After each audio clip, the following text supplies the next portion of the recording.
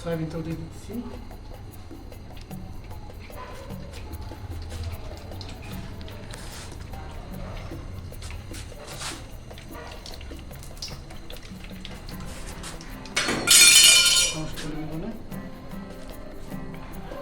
তেল দিয়ে দিচ্ছি।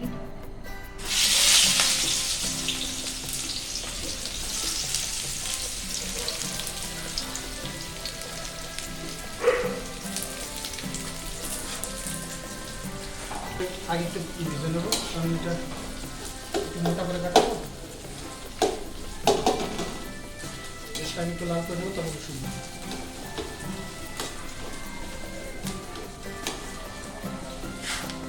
একটু বাড়িয়ে দিই।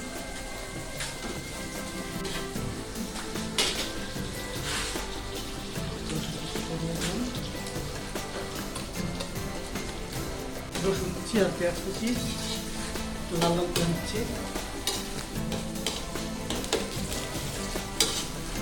আর বড় করে রান্না করতে আসলে ভালো লাগে।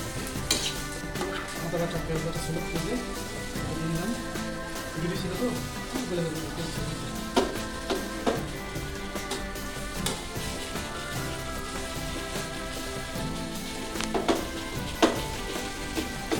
আজকে শিং মশলা বসলাম, কালকে জিয়ে রাখছিলাম, পরে প্যাকেটে ভিজে রাখছিলাম, কালকে রান্না করা হয় নাই।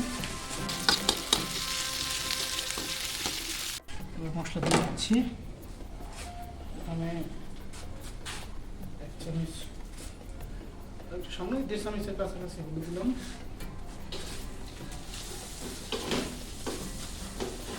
কারণ মাছে মাখানি তো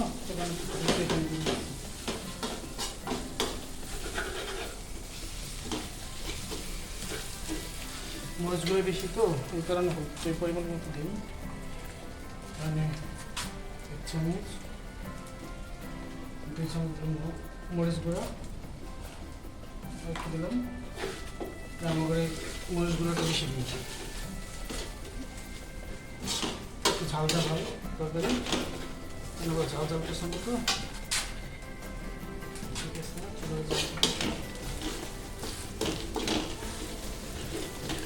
এগুলো ধনিয়া গুঁড়া, গরু 1 চামচ দিলাম, আর একটু দেবো। লবণ দিয়েছেন? না না না, লবণ পরে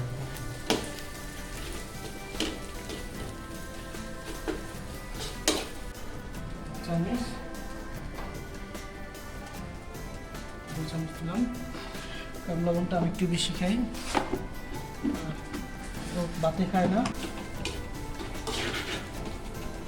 একটু মাখিয়ে নিলাম, রান্না করবো। কারণ পরে পরে তো তখন পানি অ্যাড করবো না, তো যেখানে যতটুকু পানি দেওয়ার এখন দিয়ে নেবো।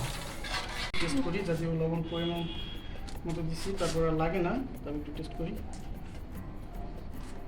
লবণ ঠিক আছে, মশলা সব পরিমাণ মতো হয়েছে, এটা ঢেকে দিই।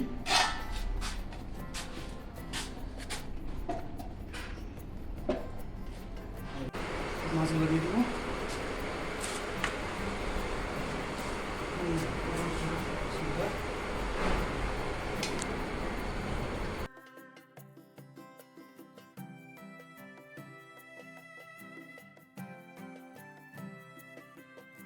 মরিচ গুঁড়ো দিচ্ছি, কাঁচামরিচ দিয়ে দিচ্ছি, এখন মাছের সাথে হয়ে যাবে।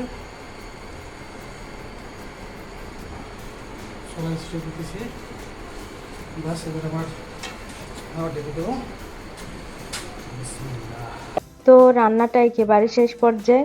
এভাবে শিং মাছ রান্না করলে অনেক বেশি মজা হয়। মাছগুলোকে আমি খুব সুন্দর করে ধুয়ে নিয়েছি, একেবারে পরিষ্কার করে, যাতে কোনো ময়লা না থাকে। পুষ্টিকর একটা মাছ, আর বোনা করলে তো অনেক বেশি স্বাদ হয়।